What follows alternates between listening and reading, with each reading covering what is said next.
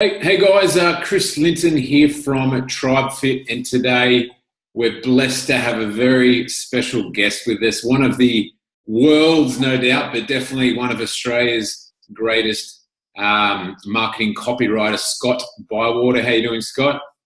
Yeah, good, Chris. Great to be here.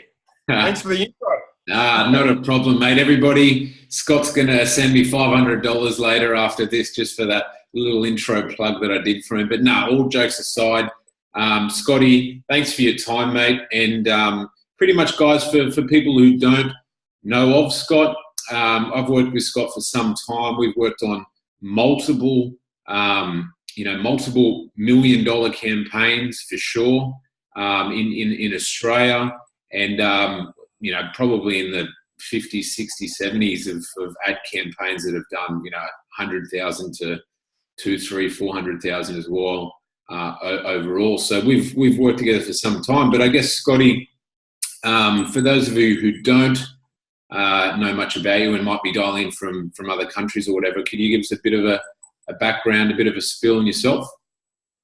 Yeah, so I mean, essentially, what I do is, I specialise in turning words into marketing campaigns that bring in money. So whether that happens to be through Facebook ads, through email communication, through offline, through online, that's essentially what I do. So beautiful, mate. And I guess for today, as mentioned, pretty much what we do on a weekly basis, or I try and do as much as possible, is bring in an expert into the group to help everyone out who's listening to this, and bring someone with a different skill set each time, so that everyone can kind of learn and pick the brains of some experts in each certain skill space. And obviously, copywriting is a huge thing, and as we talk about selling off the page, when you're not able to do that face-to-face selling. You're trying to sell through your words, and as you said, so if someone's out there listening to this and they feel as though their copy might not be as sharp or might not be getting as much response as it could be, what sort of beginner sort of steps or tips would you give someone looking to sharpen up their copy? I mean, from a beginner's perspective, I think the real thing you need to understand is how to get into your customer's mind. So what I would tend to do is I would sit down and I'd really think, who is my customer? Mm-hmm. What keeps them up at night? What what frustrations are they struggling with right now? So let's say in the personal training niche, you like that. The obvious ones are things like, they want to lose weight, they want to, lose weight, they want to, feel fitter, have more energy, all that sort of thing. But what I would do is I would sit down and I would take my clients out to lunch and just talk to them and ask them these questions so that you peel away the onion. Because the key is, if you can peel away the onion and you can get to the core of what's really bothering them, then you can feed back exactly what they're saying. And I know one of the first launches that we did, Chris, that's what we did. We did this huge survey to the list, and you could do this on a very small level as well.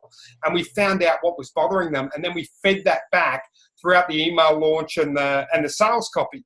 So that's what I would suggest you do on a micro level with your clients, because here's the thing: if you understand your target market and you understand your client, then writing becomes very easy, and it becomes just being talking the way you would if you were face to face. But first, you need to understand them deeply in order to write words that pop. Yeah, awesome, mate. And I guess just to double down on what you just said, then, is that campaign you were actually talking about from memory.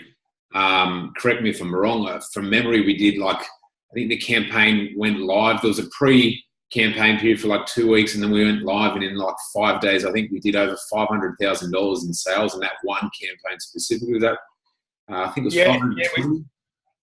Yeah, we did about. I think we did. Yeah, it was. I think it was over $500,000 from that one campaign, and that's despite the fact that it did actually really melt the servers. That wasn't just a story, but yeah. So that's what can happen when you get that. When you get that right and you nail it, that's what can happen. And the biggest thing I always say is the writing part is the easier part once you actually do that research. The way I look at it is 40% research, 40% actually writing, and then 20% editing and cleaning it up. Yeah. So think of that and go and just go out there and understand your customer. There's a really good book if you want to go deep into this called Buyer Personas by Adele Revelle. And that shows you how to really deep dive into your actual customer and know them better than they know themselves. And then you'll be able to write in ways you won't, in ways that, is way deeper than your competition. Yeah, mate, that's so powerful. And I guess the point being is, and the reason why I referred to how big that campaign was, and I don't want that to alienate anyone thinking, oh, that they're $500,000 campaigns. They're not talking about what I'm looking to do or whatever it might be. The point being, when you're talking about bigger campaigns, a change in copy and an improvement in copy, 1, 2, 3%. On a smaller scale, as you get bigger, you've got to get better at your copy. It's got to be really sharp because 1, 2, 3, 10% change on a big level is a big, big number. And the reason why I guess I wanted to refer to how big that campaign was is that if you're doing it at that level, I guess the percentage of difference, you need to be really, really sharp. And so the learnings that you can take from that down into a smaller campaign can be really powerful as well. So totally leverages. But pretty much on your point, Scott, exactly what I talk about day in and day out is at the end of the day, you're just trying to solve a problem. And every time I talk about someone one-on-one with this, and it's an awesome point, is it's not about you trying to be a phenomenal copywriter and a wordsmith and whatever it is. You are there to solve someone's problem. So find out what their problems are first, find out what their needs are first, and find out the wording that they're using. And then your job really is just to piece it all together and solve that problem and communicate it in a way that they're looking for. And that's what's going to get the emotional response. That's what's going to jag, because you kind of just regurgitating their words in the right way, if that makes sense. Yeah, and you're really feeding it back to them, and you're making yourself stand out because traditionally, let's say 30 or 40 years ago, something like personal trainer helps you lose weight might have cut through. Yeah. But now the level of market awareness and the level of competition is obviously much higher than it was back then. So now you've got to go, well, what is it that they really, what is it that's really going on in their mind? You know what I mean? And how do I take those problems and then take what I'm the best in, what my niche is? Because even as a personal trainer, you've probably got some niche, and it may be worthwhile doing some asking your clients, hey, what do I do? Why do you actually come to me? What do I do better than most other people? What is that? And getting that feedback. And I would say the real key to writing really good copy is being a sponge. So you're going in there and you're just sponging everything up, and then you can write, and it just comes from you. And another thing when you're writing, and this is another mistake people make, they go, oh, I can't write, I get writer's block. And it's like, no, you don't get writer's block. Because I say, do you get talker's block? Do you ever sort of sit in front of someone and you go, I don't know what to say, but the whole thing is, if you've done that research, and then when it comes to write, set a timer and go, I'm going to write, whatever it is, depending on your writing speed and whatever, but 500 words, 1,000 words in an hour, 200 words, doesn't matter, but you just write, and you refuse to use the backspace button. So that way, you just pump it out. You can go back and edit it later, but just get it out there and get it on paper. Yeah. So, yeah. Mate, I love that. And I know I've done it, many courses in copywriting, exactly that. A lot of people try to edit while they're writing. And that always seems to, in the early stages when you're starting, it kills your flow, it kills your writing flow, it kills the conversation that you're trying to have in the communication. Write, then go, write, don't edit, don't think about editing, and then come back later. Go away from it, rest, come back later, then edit, because it's a completely different mind frame to be in that creative writing mode versus the analytical sort of editing format as well. Do you agree on that? Yeah, I mean, writing and editing I guess it's like trying to work while you've got the Facebook bar open on your screen. Do you know what I mean? So you do a bit of work, and then you go and you look at the Facebook, then do a bit of work, and it's sort of like you're in two different mindsets. And there's heaps of studies done, but they're like, whenever you get interrupted, it takes like 16 minutes or whatever to get back on task, which is another conversation entirely. But when it comes back to editing, the same sort of principle applies. Is that when you if you go to edit, you lose your flow, and then you get back, and then you go, oh, this is all too hard. But when you talk, you don't try and edit yourself. And one thing you might want to do, and this is maybe a way to shortcut it, is just to get your voice recorder on your phone and just to talk it and just splurge it all out, and then go to rev.com or something and get that transcribed. They'll do it for like $1 a minute. And literally you talk for 10 minutes, you should be able to get about 1,500 words. Send it off to Rev, it'll cost you $15. Get it back, and then you just go through and edit it. So that I would definitely test as a process. That's beautiful, mate. And pretty much absolutely spot on. People think copywriting is writing. Copywriting and doing ads, you're not trying to be a creative guy to win awards or whatever just for the sake of winning awards. In essence, copywriting or direct response copywriting, you're trying to get an action. You're actually selling through your words, as Scott said when he first in the introduction period. And if you are a personal trainer listening to this and you've had clients before, you've already made sales. You've had sales conversations, and really all you're trying to do is replicate that process you did on the page through words. So it's not like you're trying to just write and be creative. You're actually trying to sell. And going back to your point as well about knowing your audience. I remember I read an awesome book by Bob Bly, and he gave an awesome example saying he was doing a campaign trying to sell, I think it was dog food or something, $1 million campaigns that he was engaged to sell dog food for this big company. And he didn't own a dog. And so his first tip for his junior copywriter that he was feeding into, go out, either borrow someone's dog for a month or go out and buy a dog, become a dog owner, and then you'll be able to sell to dog owners. Otherwise, you're actually just speaking at people rather than meeting them where they are. And engaging in their problems and actually knowing. So the research side of things, and it's something that everyone that we work with, we always talk about avatar, we always talk about niching, but then confirming that niching and avatar is by surveying people in that space and making sure that the responses you get from it are reconfirming your thinking about the market. And so many times that people think they know what the market wants, and then they do a survey and they're like, oh, geez, I didn't think of that, and I didn't think of that, and I didn't know they wanted that.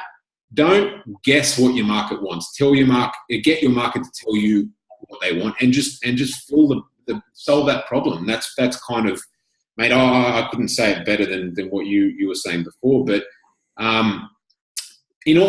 mate, awesome stuff in there. In terms of wrapping up and keeping this nice and short and sharp, there's loads of information. I don't want to overload anyone too much here. If someone is, beginning in the social media space with social media posts or trying to write a landing page, a sales page, do you have any, I guess, one line or word of wisdom that you would put out there for them to try and improve, optimize, or get a better result?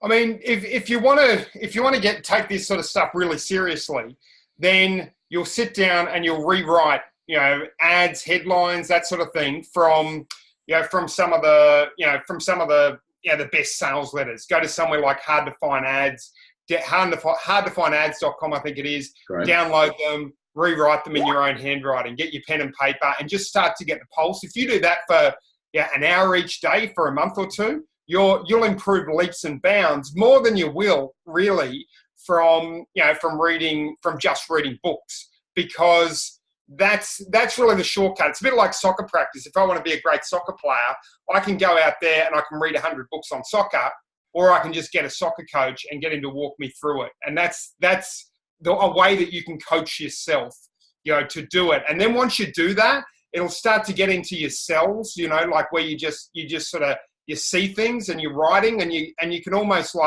you're visualizing it and it's coming to you as you're actually, as you're actually writing. And the other thing is, think of your customer. It all comes back to your customer. So from a content perspective, like if you're doing Facebook posts or whatever, start to talk to them. What are your biggest gripes? If you could ask me any question, what would it be? If a personal trainer could offer you the perfect service, what would that look like? And start to ask these questions. I asked a client who I've known, who's probably one of my first clients. So I've known him for well over a decade. And I asked him some of these questions and I was blown away what he came back with.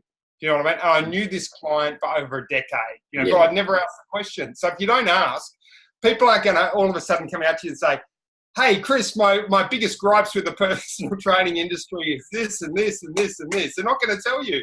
It just doesn't come up. So go out there and have the courage to ask, and I think you'll be blown away by what you learn. Mate, I love that. And like you said earlier, be a sponge. Just absorb the wordings, the language, the emotion that comes through asking those questions, and kind of just reflect that in your copy. One last question, buddy, before we do finish up. I know when some people start off with their copy, they're a bit robotic. They're a bit, black and white with their wording and formal and all that sort of stuff.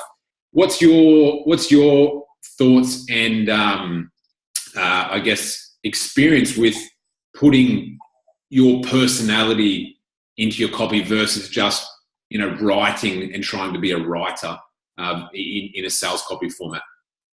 I think you've got to be yourself. Do you know what I mean? So you don't want to come across and go, and start talking in a way that you wouldn't talk to someone one-on-one. Do you know what I mean? So if you're really conservative, we'll talk conservative. If you're very elaborate and gung-ho, we'll communicate that way, because then not only is it more authentic, and I think people feel that, but secondly, if you do actually, if you talk that way and then you meet your clients, there's there's an instant match, and you're attracting the right type of people for you. And I think that's a really important thing to do. So it's essentially being yourself. Talk it, write it, and do it, from your gut, from your heart. And I think you'll attract the right sort of people that way. Beautiful, buddy. I really appreciate it, mate. So many little gold nuggets in there. We kind of probably went off track of just one singular thing, because there's so much to talk about. Copywriting. If there's a handful of, if there's 5 things, if you were to just pick on what you could fit on your hand and what skills to improve on, what to grow and where to spend energy, time, honing those skills, copywriting is definitely one of them. You're going to become a better salesperson. You're going to sell better off the page, because at the end of the day, it is all kind of the same skill, and it is marketing and sales, marketing, sales, marketing, sales. They're the 2 main things that impact businesses' success. So, mate, I appreciate your time. And I guess in terms of anyone that is listening to this, check out Scotty. Scott, where would they go if they want to check out some of your stuff and maybe follow some of your blog, your posts, whatever? Yeah. If you want to follow me, just go to scottbywater.com is probably the best place. I've got hundreds and hundreds of blog posts up there, and I think there's links on that page which will take you to my Facebook and Twitter and LinkedIn and all that sort of thing. So just go to scottbywater.com. Beautiful, mate. Well, I'll put this in the group. I'll tag you on it as well. So if anyone is listening to this and has gotten any or got heaps of value from Scott, make sure you comment below, say thank you. And if you do have any questions, feel free to reach out. And no doubt Scotty will be more than happy to have a chat. Anyways, buddy, I appreciate your time once again. Hopefully life is all good still down in Wollongong? Down here with the crickets, mate. Beautiful place of the world. Anyone that's not from Australia, Wollongong's a little bit further south, not far south from where our office is in Sydney. Absolutely beautiful place. But, mate, once again, appreciate your time. And that's it from us. Bye for now. See you guys.